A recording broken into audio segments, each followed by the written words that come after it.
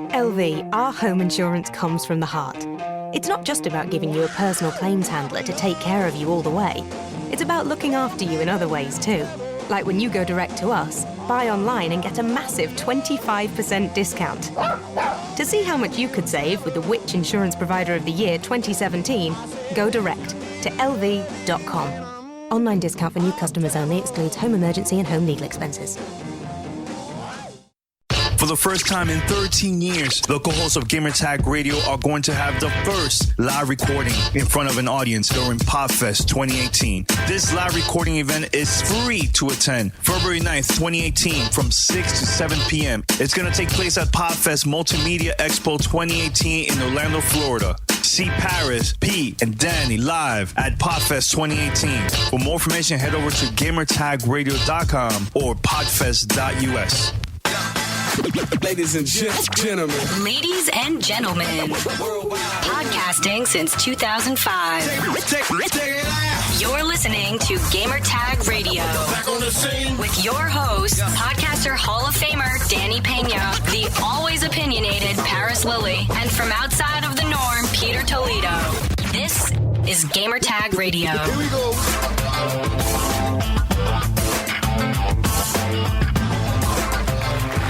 Welcome to Gamertag Radio, episode 712. This is your host, Danny, and we have finally the whole crew up in here. Welcome back, Paris. Hey, I'm back. I'm enhanced. I'm not trolling in the chat room anymore because I'm not camping or doing other stuff anymore. I'm happy to be back because, oh my God, the October 27th gaming apocalypse has happened, and I have so much to talk about. Definitely. And also, Pete is in the house. I, too, am coming to you very enhanced this morning thanks to my coffee, but there's other reasons why I'm enhanced this morning. We'll talk more about that in the show later today. So the res is high res, right? Oh, man. Super res. All the Ks. Awesome, man. Head over to gamertagradio.com, and you could also find us on Spotify, iTunes, TuneIn Radio, and other podcast directories. Make sure to share it. And if you ever get the chance, also, if you're listening to us through iTunes, just review us over there. Help us out big time. Can I give a shout out real quick before we go into the show? Yeah, definitely. Shout out to Mallory and the crew over there at Discord, because we're fully integrated into Discord now, doing the podcast, video, audio, everything. And Skype can kiss my tuchus. I never have to use it again. So thank you, Discord. Hilarious. All right, so let's talk about what happened on Friday, man. 3 games came out, and it was amazing. All 3 of them: Wolfenstein 2, Assassin's Creed Origins, and Super Mario Odyssey. Let's talk about this, man. Let's go for it. Where do Paris, we start? you haven't been here. You haven't been here for a while, Paris. So, Pete, you could chill. Go. Wow. Yeah. After last week, I think I should do some talking instead of you, Pete, because you were a little enhanced. Okay, no, on the real, like I said, October 27th, this was the gaming apocalypse because you had legitimately 3 Game of the Year contenders come out with Assassin's Creed Origins, Wolfenstein 2, and Super Mario Odyssey. I say we start with Assassin's Creed Origins, personally. Got to play that earlier in the week. Ubisoft, thanks to them, sent us early review code for that. I've been playing the PC version, and it's been breathtaking, man. It's been amazing that they've taken the Assassin's Creed game that started 10 years ago, and they've now completely flipped it into a vast open world RPG. That's the best way I can describe this. I jokingly call this The Witcher 4 because this is the first game this generation that makes me second guess wanting to go play The Witcher 3, because that's how good Assassin's Creed Origins has been. And I'm probably, if I'm lucky, I'm probably about 10 to 12 hours into this game, and I've barely scratched the surface. There's just so much to do. The side quest missions that I've been doing, I've barely even tackled any of the main mission stuff. And I just, like I said, I love the RPG elements that they've added to it. I love the new combat system that they put into it. I feel like I have a little more variety than that. And it's not just about doing the quote unquote assassin missions anymore. Like, I feel like I'm a part of ancient Egypt. I feel like I'm getting a history lesson from this game. And it's just gorgeous to look at. It's fun to play. And I don't even know what else to say because this isn't a full review. I mean, we'll see as the story goes and I get further into it, but I'm just absolutely loving what I'm playing. You guys know me. I love The Witcher 3. And if I'm giving it that comparison, yes, it's that good. It is that good that I can compare it to The Witcher 3 right now. And this will easily be a 100+ hour game for me. I can tell already. I mean, what can I say about Assassin's Creed Origin that A, hasn't already been said, A, by Paris and by, others, whether it be, large media, major media, what you've seen the responses on Twitter and social media. And obviously we've played this, a handful of times already between E3 and, all the way coming up to its release this past Friday. But man, let me tell you, Bayek and Senu, those are homies for life right there. As you know, I've been a fan of Assassin's Creed and the series as a whole. Yes, it's had a couple of ups and downs and some slips and so forth. I obviously think the time off was well served for the franchise as a whole. I think it was setting some franchise fatigue. But like Paris says, if there's going to be a game that pulls people away from the GOAT, known as Witcher 3, this game has a really, really good chance at doing it. And me, because I have this fascination with ancient Egypt as it is, and then having the opportunity to play and interact with a time period that is so, that is so integral to the growing up of this whole planet, right? That's one of the biggest environments, from a mythological, from a spiritual, philosophical, technological, as well. That age itself is just amazing. So I super dig it. I'm loving it so far. I'd probably say I have about 7 or 8 hours on there. I know me and Parrish streamed a little bit of it a couple of days ago. But yeah, man, this isn't a full review, but if this is a sign of things to come, pick it up. Yeah, like I love that I've been doing more of the side quests than continuing like rushing the story. Because man, you have to grind in order for you to be in a pretty good level, and then you could continue some of those missions that it could be really difficult if you're in the lower, like still lower level. So I've been doing that a lot. I mean, yeah, there was little bugs here and there, but it's nothing like it will mess up the whole gaming experience. It was just minor stuff. But overall, I love it, man. I love the music. I love the acting. The voice acting is top notch on this too, man. Really, really good. And I know the voice actors, they were from I think is it from the UK? I believe so. I'm not sure. But yeah, I'm loving it, man. I honestly, one of my favorite Assassin's Creed games so far, man. As of right now. Love it big time, man. What are your thoughts about, them adding, microtransactions and all that stuff? I mean, there was a lot of people talked about that. To me, it doesn't really, I don't care much about it because it's not one of those things that like they're forcing you to actually buy these items in order for you to level up quicker. But what are your opinion about that? It's what you just said. I never feel forced into having to use a microtransaction to progress in the game. And, I typically just ignore that stuff. It's unfortunately a necessary evil in today's gaming industry that you're going to have these loot boxes and microtransactions and those type of things. But as long as they stay cosmetic and they're never used to force you to advance in the game, they're basically just something for people that want to quickly get something and not have to grind for it like you were talking about. I'm fine with it. I love to grind, so it doesn't bother me at all. And like I said, it's just a part of gaming today. I mean, take your time. Like, I love discovering these places, like new regions and stuff. And there's always like little caves and stuff around the different places you're walking around. I've been using a lot. I've been riding the horse a lot instead of the camel. But it's cool. I just love it, the whole thing, man. So I know, Pete, you talked about a lot this on Twitter. You were posting a lot of like these images, like, because you've been playing this on 4K. So how's the 4K experience? I'm not playing it on 4K. I've actually been playing it on 1440. I am the one in 4K. I am the one who's played it in 4K. I almost said something I was saying on private chat, but on the podcast. I was enhanced. Yeah. Yeah, but I've been playing it in 1440, and it looks amazing. The whatever engine that Ubisoft is using for the game, it's unreal. It looks spectacular. Just the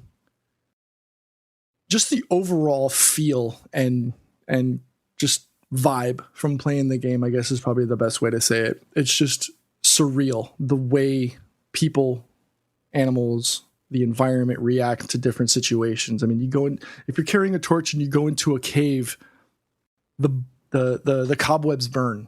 It's the little nuances like that I love it. You know, I've been playing at 1440 with G-Sync on, and I've got a 144 hertz monitor, so I've had zero issues from a graphical perspective. I mean, it's been buttery smooth. So, and I don't know. I know Paris just got his new 1080i or 1080 Ti, so I can imagine whatever he's playing on has got to look insane compared to 1440. You're essentially doubling up on the pixels, but I'm sorry. Paris. Paris' response, because I put it out there that he's on the 1080 Ti. Paris. Why you put my business all out there? No, on the real. No, I was going to talk about this in a second. Anyways, I just picked up a 1080 Ti a couple days ago, and oh my God, playing Assassin's Creed Origins, I'm 4K, everything maxed out, ultra settings. I mean, I want to say I haven't dipped under 80 frames on that, playing it that way, and yeah, it's been fine. I play on a 4K monitor. It's only a 60 hertz monitor. I don't have G-Sync or any of that cool stuff, but yeah, it's been buttery smooth and just gorgeous game. And yeah, I posted a few screenshots on Twitter of it in 4K, and it's literally breathtaking. Like I said, I love the fact that this is a truly open world of ancient Egypt, and you just look out into the horizon, you see the pyramids, and you see just the landscape, and you're like, oh my God, I can go anywhere that I see on this map. And yeah, it's amazing. One thing I mentioned to the guys that I noticed that you could tell the difference, because I've been playing this a lot during the past events and all that, and every time I play it was always 4K. So now that I have the Xbox One S and I'm playing that version, you could tell the difference, dude. You could tell the difference big, but it still looks great for that console still, you know? Yeah. So I'm wondering how it's going to look once it's officially updated, like on a PlayStation 4 Pro and also Xbox One X. That's the thing that I'm very, very curious, because it looks beautiful now. So I can imagine with those consoles, you know, I mean, it's not going to look better than the PC version, but I'm very curious about that. All right, so let's talk about my favorite series right now that I'm watching, Star Trek Discovery. Star Trek, one of the most iconic and influential global television franchise, returns 50 years after its first premiere with Star Trek Discovery. The CBS All Access original series features a new ship, new characters, and new missions while embracing the anthology and hope for the future that inspire a generation of dreamers and doers. Star Trek Discovery is available exclusively on CBS All Access. CBS All Access subscribers can watch the epic journey unfold every Sunday night across many different devices. You could watch it on Android device, iOS devices, and if you have a console, Xbox One. GTR listeners, you could go right now and get a free trial. Take advantage of this. This is totally free. Go to cbs.com/Star Trek. That's cbs.com/Star Trek. And let us know your thoughts about the show. I personally think it's freaking fantastic. So one more time, go to cbs.com/Star Trek.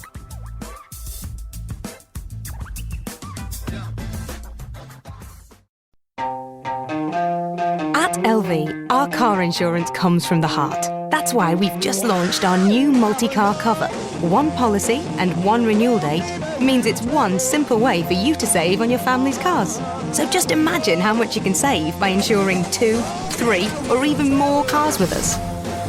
To get your exclusive multi-car discount from the Which Insurance Provider of the Year 2017, go direct to lv.com. T's and C's apply. There are so many reasons why I got into teaching. One of the best things is the light bulb moment. When you see a pupil suddenly understand something, that's really, really special. Every child is so full of potential, and the thing that makes me proudest to be a teacher is seeing them realise what they are capable of. I don't think any other job can give you the same satisfaction. That's why I chose to teach. You could get £26,000 tax-free to train. Search, apply to teach. Selected subjects only, subject to eligibility. You're listening to Gamertag Radio. Let's talk about the next game, man. Wolfenstein 2. Paris, you've been pumped about this game for months. Your thoughts now that you finally got to play it? Well, because I know you've been playing it too, and I'll just say it here on the podcast that, what did I tell you? I've been telling you this for the past few months. This game, for what it is freaking amazing. It is quite easily just this Wolfenstein franchise best single-player first-person shooter franchise around right now. Between the story, the shooting, just even graphically, what we're seeing on the screen, the brutality of them, they hold nothing back when it comes to this world of Wolfenstein, and just, the Nazis have taken over. We're in America now, and just nothing. They don't cut away to anything. If someone's getting decapitated, they're doing it on screen. You know what I mean? Just, I shouldn't say I love this, but I love the honesty of the racism that you see in it, the sexism that's in it, the quote unquote fat shaming that is in it, the hatred towards Jews, gays. It doesn't matter. They're bringing all these things that unfortunately are relatable in today's society into this game. And they're putting it front and center, and you have no choice but to confront it and accept it. And what are you going to do about it? That's basically what this game is about. And, I'm loving it. Absolutely loving it. Now, I will say, and this is on a technical thing because I'm playing it on the PC. And again, thank you, Bethesda. They sent over a review code for this. I've been playing on PC version. PC version is a hot freaking mess right now. Graphically, I had to jump through 20 hoops to be able to get it to not crash when it's in full screen, and to be able to stream it and all that. I mean, you can go just Google Wolfenstein 2 PC issues and you'll see a ton of stuff right now. Bethesda's going to have to do some work to get that patch quickly. But once you get it working and you're playing a game, absolutely loving it. Again, the story's fantastic. I'm fully engrossed into it. I know I was streaming it yesterday, and some people were watching it, and you would see every other word. God damn! Oh my God! Oh, I don't know if I can be in on that. So I think I gotta go because it does not hold your hand at all. The game, and I'm playing it not on the hardest difficulty, but the next to hardest, freaking brutal, man. And I love it. And I love it. I love that it's difficult. It's not just, hey, I'm just going to shoot everything and just run through the map. No, you got to use stealth. You got to slow your ass down a little bit. You know what I mean? Think about what you're going to do before you run into certain scenarios. So, yeah, loving Wolfenstein 2. It's a fantastic game. I didn't get to play the first game. I only played I think there was like a digital version that came out after that. That's the one that I played. But I have to say this, man, the acting, the voice acting in this, top notch. I personally think a little bit better than Assassin's Creed, like when it comes to like the acting and stuff and the movements of the character and everything. It feels like I'm watching a movie the whole time. It is so freaking good, man. And there was some moments that I was like, I can't believe they're taking it this far, man. Holy crap. Oh my God. And I was hitting up Paris, but I was afraid to like mention any spoilers. But I'm like, oh my God, Paris, you got to play this, man. Oh my God. Too much. Insane. But it's dope. Must have, man, in my opinion, man. I think the game, it's going to sell, I think. Just because of the controversy. Like, they even had a report on Vice about the game. I have the game for review, but I have not touched it. This is probably a good segue towards that. And the reasons I haven't been playing it is because I have a Nintendo Switch and I've been playing Mario Odyssey for the last 18 hours. 18 hours? Well, come on. I've had the box for 18 hours, so I wouldn't say I've been playing for 18 hours straight. Okay. I have been playing it. I've let the kids play it, obviously, so they have their own profiles now on the Switch. But we've been playing Super Mario Odyssey. Everybody's been playing. Actually, my son just hit me up on text. He's like, "Where is the Switch?" And I'm like, "Sorry, it's over here because we need to talk about that on the show." But yeah, I picked it up. I know you had your own issues with Amazon's delivery, but I mean, I ordered mine on Thursday and mine arrived yesterday, and it wasn't supposed to show up until Tuesday, according to my first my first tracking message. So I don't know where the disconnect was. I don't know if maybe they had more bundles versus actual, game. I don't know. It got shipped to Miami and then came up the next day, and it was delivered. Well, that's Amazon. Amazon always under promises and tries to over deliver on stuff like that. So they'll say, "Oh, you're not going to get it till Wednesday," and then you look the next day, it's at your doorstep. Right. So the thing that really I was super mad about this. Like I understand there was 3 games out already and everything. Like I wasn't mad about that. Like they said you're getting it on Friday. I was like, oh man, I had a lot of things planned for it. You know what I'm saying?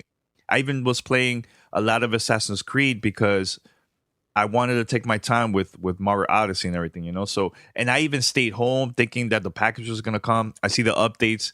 Amazon saying, yeah, Friday at this time, and it never got here. It got here the next day, like nothing. They dropped it off and they left. It's like, come on, man, that's not cool, man. And it's different with games, man. I had to stay away from the internet, because of the whole spoilers and everything. It's just different, man. I just don't like that. If they would have said Saturday, I'd be like, all right, cool, it's coming to Saturday.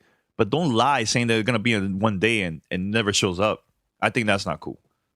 I don't know. I mean, it also depends on delivery, weather patterns, traffic, emergencies, etc. Sometimes that all plays a factor. Again, each case is different. I don't know what the issue was for you. You had ordered yours way more in advance than I had. I mean, I saw mine, and on a whim, Paris guilted me into buying it. So you're welcome, by the way. Thank you very much, sir. It's funny. When I opened it, I put that video up on social media of me opening the box, and my daughter was opening it. And as I was opening it, I wasn't even looking at the box because obviously I knew what was in it. I was looking to my right and watching my daughter's face as she was holding the phone while she was recording it. And I don't think you hear the gasp, but as soon as I open the box and we see the Super Mario Odyssey logo on the box, jaw drops to the ground. She's like, "Oh!" And then she's like, "Oh my god, I want to play." And then I walk over to my son's room and I pop open the door and I show him the box, just a corner of it, and he's like, "Oh my god, we got a Switch!"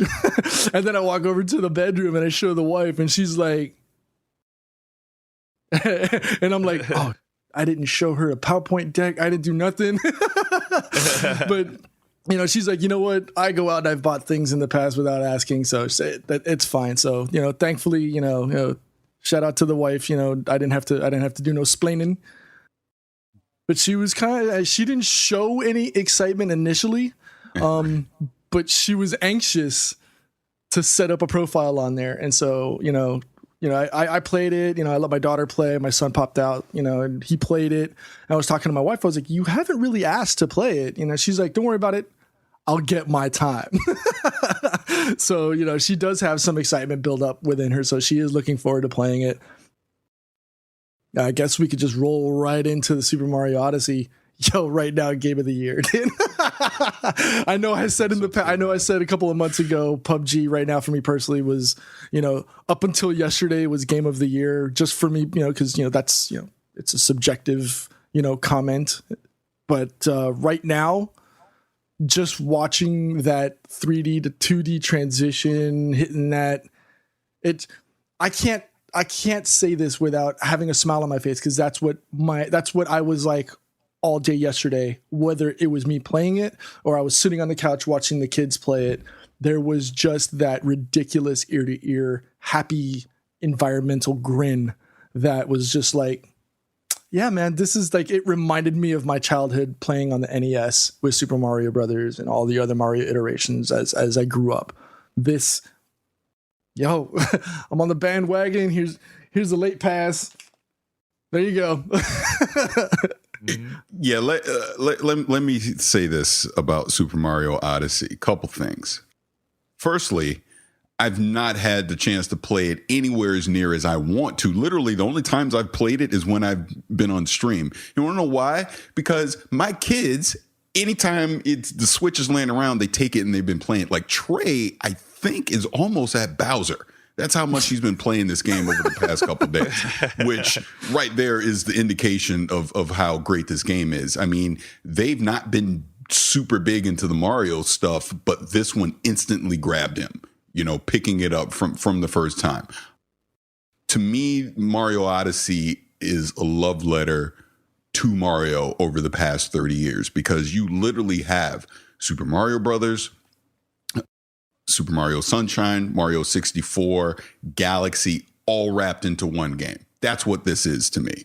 And just the level of detail that they've gone into with just some of the level design, just the tricks, all the things that when you're going through the level that you may not necessarily be able to do right away, but you look at it and you go, I'm gonna figure this out eventually. I'm coming back to this. You know what I mean? There's so many little things. There's always, you always want to peek around the corner because there's always going to be something else around the bend that you can find and discover. And that's what's so great about gameplay wise. I mean, everything is just damn near perfection with this game. You know, just the jumping puzzles, just, you, like I said, you see something off in the distance and you know you want to get to it, but then you have to figure out, how am I going to do it?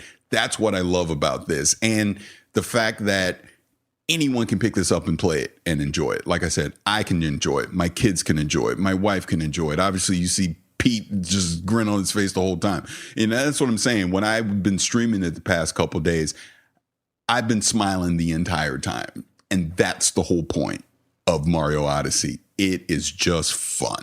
And at the end of the day, that's what gaming is supposed to be about. It's supposed to be fun. And I'm absolutely enjoying myself. Like, look. Right now. Like, I literally have the Switch right now. I ought to keep the son of a gun in my hand the rest of the day, because if I put it down, then the kids are going to wake up and take it, and I'm not going to get a chance to play it. You know, and that's Mario Odyssey for me. And that's why Mario Odyssey is probably, and I know this will be, it shouldn't be controversial, but I know people will have differing opinions, is probably going to want to be in the game of the year, because everyone can enjoy this game, not just a certain segment of the gaming audience. And this is a perfect example why I've been saying this for a very long time, that power and graphics and all that doesn't mean jack to me. This is a perfect example. Look at this game compared to all these other games. It has 4K and online features. It has multiplayer and all. This is a single player game that, like you said, P in Paris, anybody, any age, doesn't matter, from young to old, could play this and could have fun. I love it, man.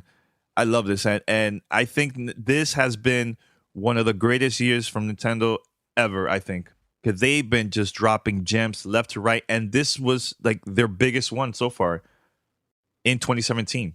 The biggest one. Agreed.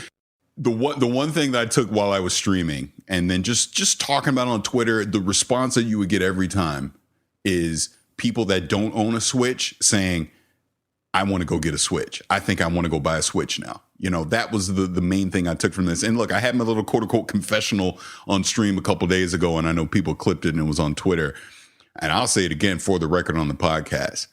I was so wrong about the Nintendo Switch. What 2017 has taught me is the Nintendo Switch is the best console you can buy today for $300, you know, if you can afford it. But you got Zelda, you got Mario Rabbids, you got Splatoon, you got Odyssey, you got all these indie games that are coming to it. The fact that you can take this thing anywhere you want to go, anywhere, and you can play game of the year quality titles says so much about what the Nintendo Switch is. And like you said, Danny, it's not about power. It's not about graphic fidelity. It's none of that stuff. They literally put these quality titles in your hand. Take it wherever you want to go. If you want to just prop it up, like my son, the way he's been playing it, he takes the Pro Controller, he takes a Switch, he props it up in the kitchen, and he just plays it that way. That's how he's been playing it. Or then when he gets annoyed, he'll go upstairs and play it that way. But that's the point. You're not attached to a television to have to play Mario Odyssey, probably the best game that has come out this year. You know what I mean? And that's just the simplicity and yet the complexity of the Nintendo Switch all wrapped into one, that it allows you to be very diverse with whatever you want to do with it. And it's an amazing product. And I was wrong. I was so wrong about the Switch. I was very skeptical of it when it came out. But I would say to anyone right now, if you can afford it, if it is in your budget, don't wait. Go pick up a Nintendo Switch. And even Reggie said it himself. They can't make enough of these things now. They wish they could make more of them because it's going to sell out throughout the holidays. Everyone's going to want to go pick up a Switch because they're doing that great of a job. And all I've been doing to Mario is just trying to collect these moons, man. It reminds me of like Crackdown, where the orbs. And it's like, it's very, very, very addicting, man, to find these moons now in all these places. Like, there's places that you will think, oh, there's nothing there. But it's there. There's something probably hidden there, like a moon and stuff. Mm-hmm. Every single time, man. I just love it. I love this game so much, man. The music. You could even leave, like, don't control Mario. Just leave him there standing for a little bit. He falls asleep, and he's, like, dreaming about pasta or food or something like that. There's so much like Easter eggs in this game. Mm-hmm. A lot, man. From like games from the past, the soundtrack reminds me of like previous Mario games. The levels is like the what's the name of the city where New Donk City. That's dope. That level. I love the sand level too. I think Pete was like hitting us up. Oh my god, dude, this sand level. Oh my God, there's so much things to do here, man. Well, it's not the things to do, it's the transition from 2D to 3D, the seamlessness of how it just goes 2D, 3D, and then when you're in the 2D world, the music changes to the retro audio. You know, it's like the older, you know, the iconic Mario sounds, the music, etc. And then as soon as you pop it in that 3D world, boom, or actually it switches over to different. It's just the gameplay, and then like there's one, without giving too much, it's just the way the controls move. Like you're like in standard, and then like you, depending on the color, it changes, and you're on the wall. The gravity, it's insane. And like I was saying, like I was playing it while we were getting set up for the show this morning. Like I woke up and I was just like, "Where's my Switch?" You know, we're recording. My son got up and he's like, "Dad, where's the Switch?" You know, it's like, it's one of those things like, okay, that's when you know that something has hooked you, when in less than 18 hours, I went to bed playing the Switch, woke up, and my first thought was grabbing the Switch. And so, you know, I'm hyped. And one of the things I love also, because I know Paris was talking about, oh, you know, I could have gotten it for a little bit less. Yes, on Amazon, I probably could have saved a couple of dollars. But I've got the Mario Red control Joy-Cons as opposed to either the gray or the neon blue and red. So I like this colorway better. I'm digging it, dude. I hate you, Dan. Not you. He's talking to a common friend of ours on the Twitters. Oh, I'm like, I haven't even said anything. No. Our good friend Dan, he went to Toys R Us Friday to get something else and walked out with the Super Nintendo Mini and the Mario Edition Switch, and then rubbed it in my face because red Joy-Cons. He's like, "But you ain't got red." Well, even funnier is he walked in to buy a doll for his daughter. Yeah. And saw the line for the the Super NES Classic, and then bought the Classic, and then asked about the Super Mario Odyssey bundle, bought that, walked out to the car, and then realized he never bought the doll for his daughter.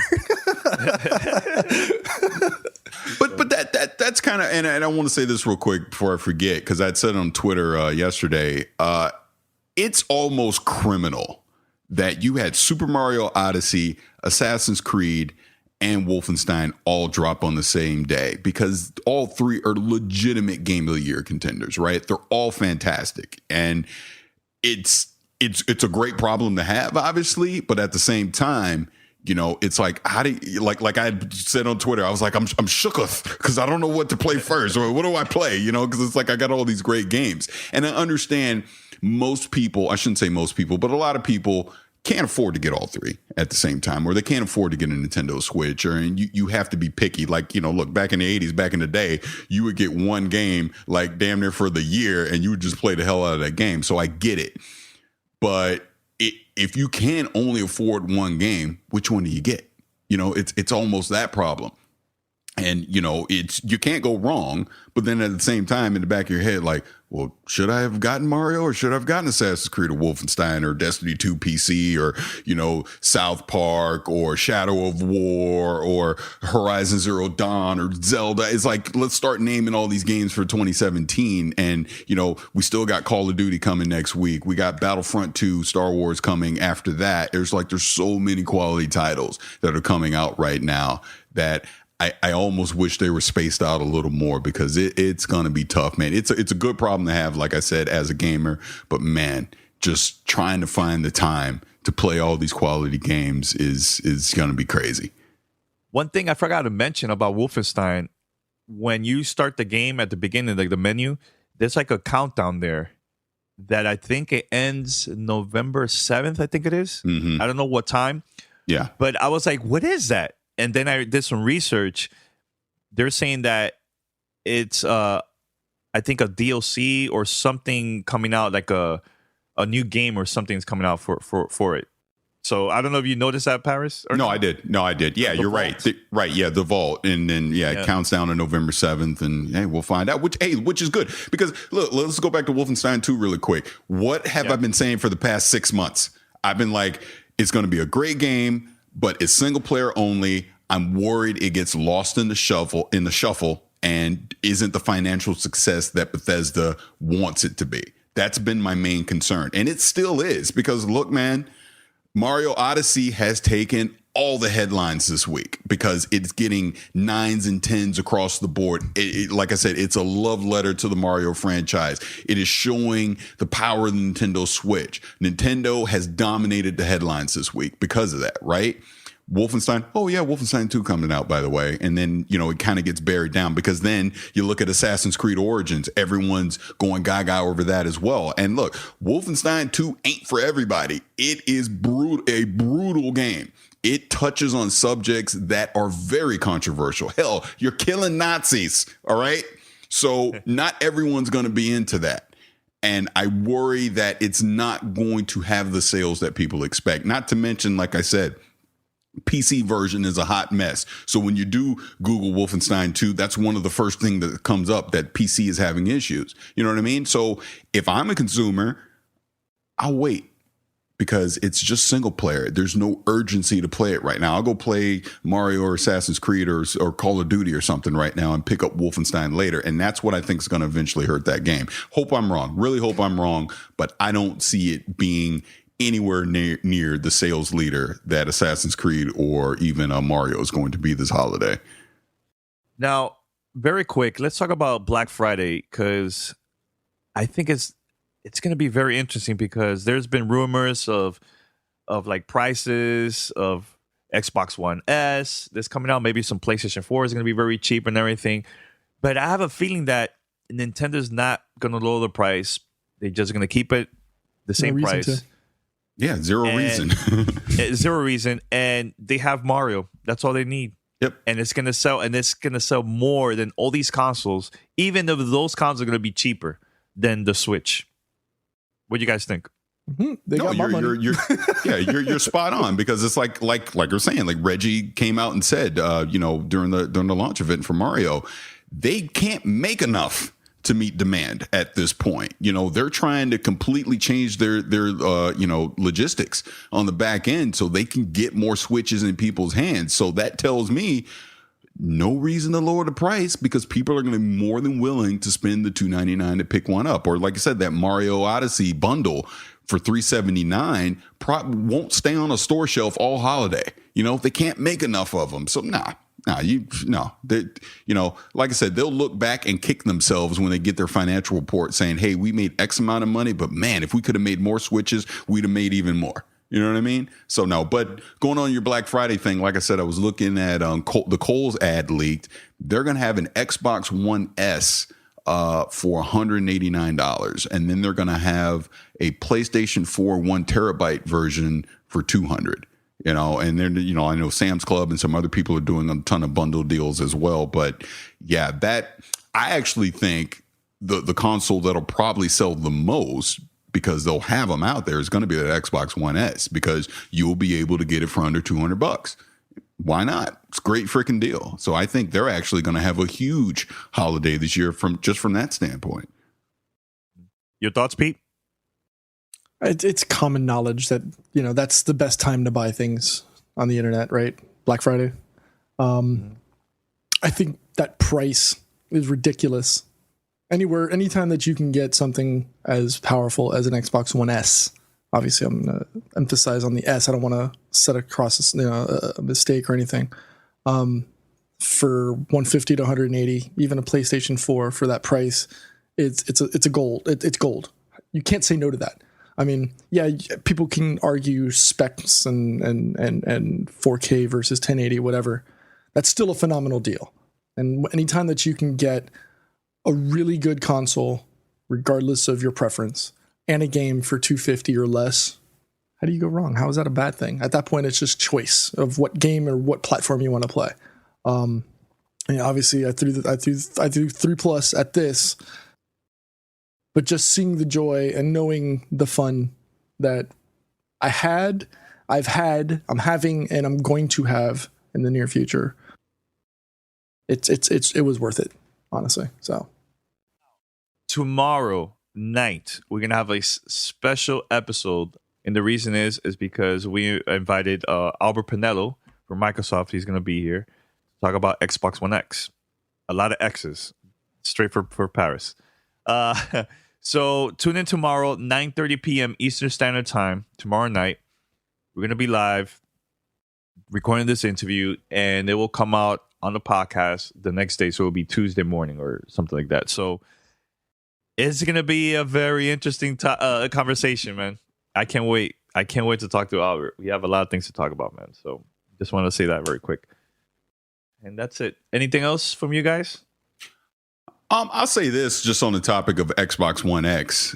Obviously a lot of people have been receiving them here in the past few days and doing unboxings, and I guess at a later date they can talk more in depth about it. I'm sure there's some embargo or something going on, but even though I'm not getting one, I'm excited for this.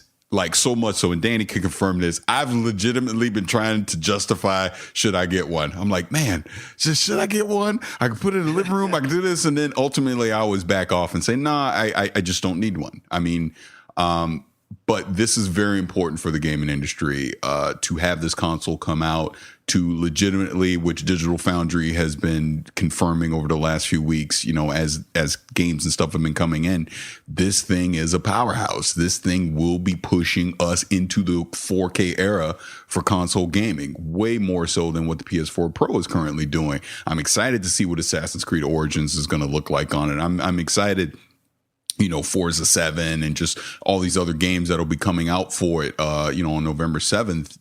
Gears of War 4 being a game that came out last year. I'm very curious to see how that patch is going to work on it as well. Witcher 3, etc.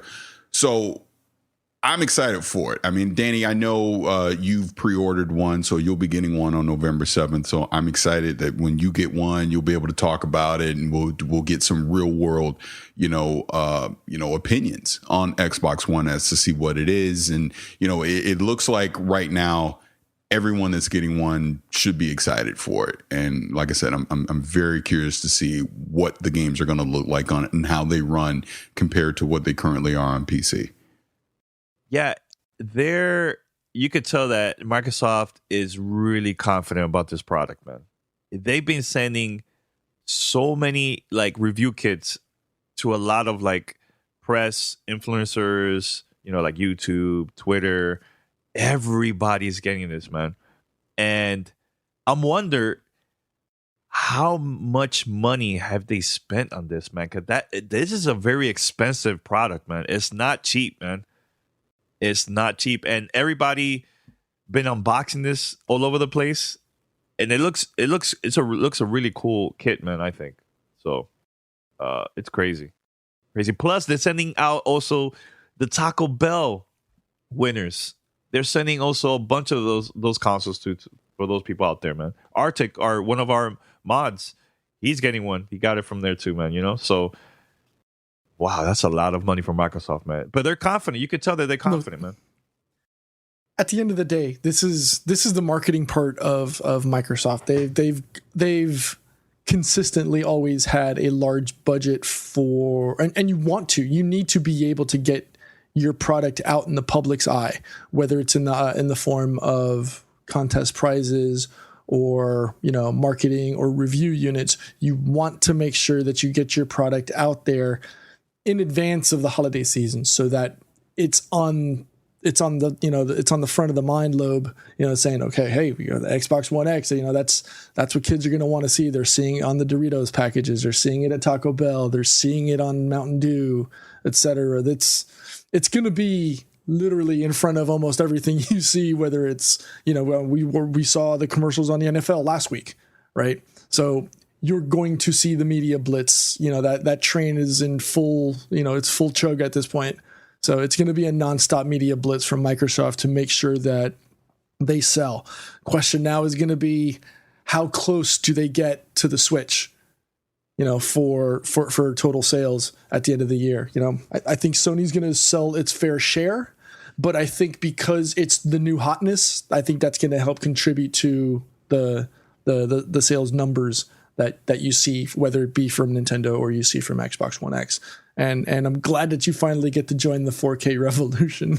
yeah, I'm excited just to test it out. Like I said earlier, playing Assassin's Creed Origins in 4K now for a couple months at these events that we were there at, and now playing on a regular console, I could tell the difference, man. So now I'm very excited to actually play this at home, 4K, everything. And I'm even more curious to try out games like Gears of War, The Witcher 3, Forza, what else? Star Wars, right? I even want to try out NBA 2K. I have it. I want to try that in 4K to see how it looks.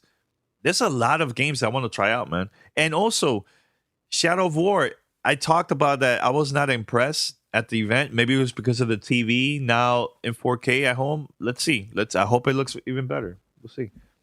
Yeah, I'm still of the opinion that what we saw wasn't the full package.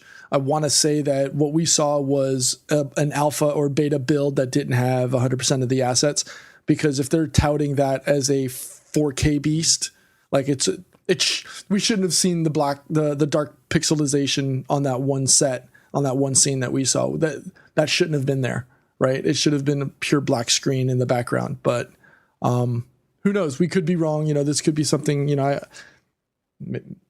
We can't really speak factually because we don't know. So hopefully, now that you'll be joining the 4K revolution here on your Xbox One X and a 4K TV, you'll be able to see it. So hopefully it was just a goof, but time will tell. Definitely. All right, so let's wrap it up here. The recording of GTR. Head over to gamertagradio.com. You can listen to our past episodes and everything like that. And you can find us on iTunes, Spotify, TuneIn Radio, Stitcher, and other podcast directories. Send us your feedback or questions. Give us a call at 786-273-7GTR. Email us at fanmail@gamertagradio.com or leave a message on speakpipe.com/gamertagradio. Shout out to everybody that's been listening to us and sharing our content out there, man. So we appreciate that big time, man. And it's going to help us, man. So shout out to everyone. And also, February 9th, going to have that live Gamer Tag Radio show. Hope you could join us. It's going to be totally free to attend. And hit us up for more information or go to gamertagradio.com or podfest.us. All right, until next time, we're out. Thanks for listening to Gamertag Radio. Be sure to like us on Facebook and follow us on Twitter. Gamertag Radio is on radio.com. You can now watch Gamertag Radio live on Twitch. Get all the latest news and coverage related to the gaming industry. Join hosts Danny Pena, Paris Lilly, and Peter Toledo. Don't miss the crew record the podcast live Sundays, 9:30 a.m. Eastern Standard Time, or Wednesdays, 9:30 p.m. Eastern Standard Time. Get involved with the conversation, send us questions, and be part of the show. Gamertag Radio. Follow us, twitch.tv/Gamertag Radio.